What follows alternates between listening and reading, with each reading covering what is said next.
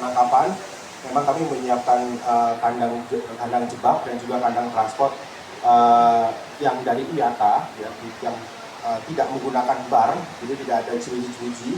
Tujuannya adalah untuk menghindari kalau macan tutul ini menggigit-gigit besi dan kemudian nanti jadi patah. Jadi memang ini disiasati supaya transportasinya juga menjadi aman.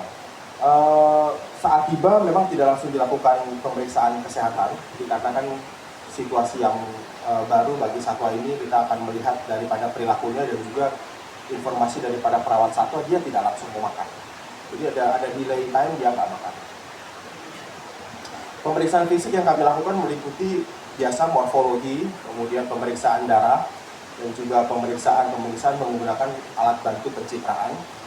Dari hasil pemeriksaan fisik yang cukup obvious, meskipun size-nya seperti itu, dari seperti di gambar kelihatannya kayak kecil, setelah kita lihat giginya sudah mulai menguning dari keempat gigi tersebut sebagai karakteristik usia yang kami duga rentang pada usia 3 tahun. Kemudian sudah tidak ditemukannya gigi susu yang mendampingi pertumbuhan gigi utama. Jadi gigi susu biasanya mendampingi perkembangan gigi utama pada saat mereka masa-masa transisi. Jadi kemungkinan dari dugaan kami gigi ini adalah dipakai untuk the full mangsa. Jadi obvious kalau dia sudah tidak lagi suckling, tidak lagi menyusui atau harus bolak-balik gitu ya.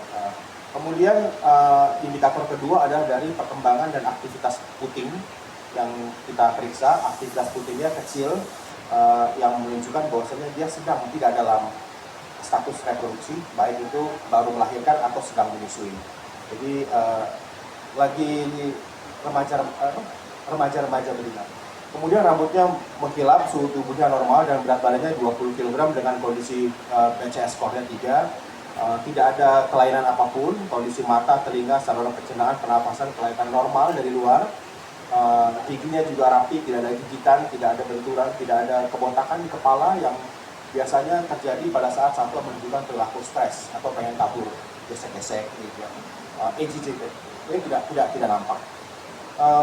Untuk panjang badan dari ujung hidung sampai ekor yang ada tulangnya, jadi ekornya ada, memang macan tutul ada bagian ekor yang tidak pakai tulang, sebagian sekitar 5 cm, 2-5 cm itu hanya jaringan saja dan kulit.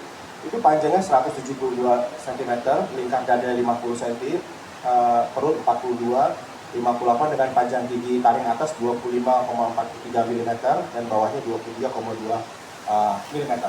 Kita juga di samping dari data ini tentu ada data-data lain seperti lebar tapak, depan dan belakang, kemudian leher, jarak antar kepala, jarak antar telinga, jarak antar mata, hidung ke occipitalis. Tujuannya nanti kita akan lihat data ini apakah kita bisa pakai untuk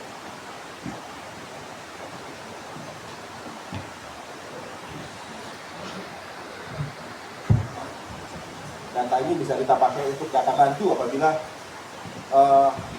ada wacana pelepas liaran yang menggunakan teknologi GPS. Jadi ini bisa dipakai referensinya untuk fitting. Selanjutnya pemeriksaan diagnostik yang kami lakukan pertama adalah pemeriksaan X-ray untuk melihat kondisi paru-paru, daerah toraks nampak bersih, ya memang tidak ada inflamasi dari segi pencitraan, jantung normal dan tidak ada pembengkakan.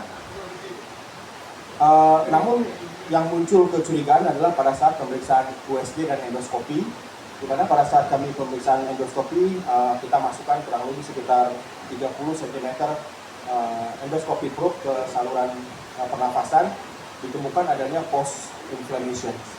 Jadi memang satu note ada perdarahan di turbidity-nya, tapi satu sisi. Artinya biasanya infeksi itu kan nggak milih. Jadi mungkin dia infeksinya satu dulu, kemudian dia ada masa recovery, sebelahnya baru sembuh, baru sebelahnya lagi. Jadi di sebelah kirinya masih ada lendir, tapi tidak ada inflamasi. Di sebelah kanannya masih ada inflamasi. Nah, inflamasi ini kita mungkin duganya infeksi dan non traumatik. Sebab kalau traumatik pendarahannya bukan di dalam, tapi di luar karena tabrak-tabrak. Jadi luar itu bersih, clean, hidung bersih, tapi masuk ke dalam sekitar di dekat mata, di bawah sedikit itu ada aktivitas peradangan. Sisanya kondisi sel hati dan kantong empedu terlihat normal. Ini terjadi kantong empedu normal kelihatan itu biasanya kalau hewan makannya nggak bagus, ya rendah, ya. Jumlah asupannya karena dia tidak gunakan enzim untuk mencerna. Ginjalnya masih bagus, vesika biliaria dan perencingan semuanya oke, dan satu ini betina. Tadi saya sampaikan betina betul. Oke. Nah ini sedikit pencitraan daripada gambar-gambar ultrasound. Kami sudah lakukan pengukuran juga dari kiri dan kanan, kondisi limpa dan lain sebagainya sudah kami rekam dalam rekam medis. Nah kemudian yang menjadi pertanyaan juga bagaimana nih tesnya? Ya, kebetulan tes yang dilakukan sebagai preliminary conclusion menggunakan yang kita bilang uji cepat. Uji cepat itu adalah suatu test kit komersial. Ya, tes kit komersial ini pendekatannya dari domestic atau companion animals kayak dogs or cats. Nggak ada khusus untuk macan tutul atau karnivor liar. Jadi tapi yang dideteksi adalah spesifik kepada virus RNA. Ya. Jadi hasil dari pendeteksian kami sementara adalah uji cepat untuk CDV atau canine distemper virus yang antibody. Jadi post infection. Jadi ada kekebalannya. Kalau kita relatedkan kepada infeksinya mungkin nih. Kalau kita mundur mungkin juga ada. Masih mungkin ya. Jadi kita akan lihat.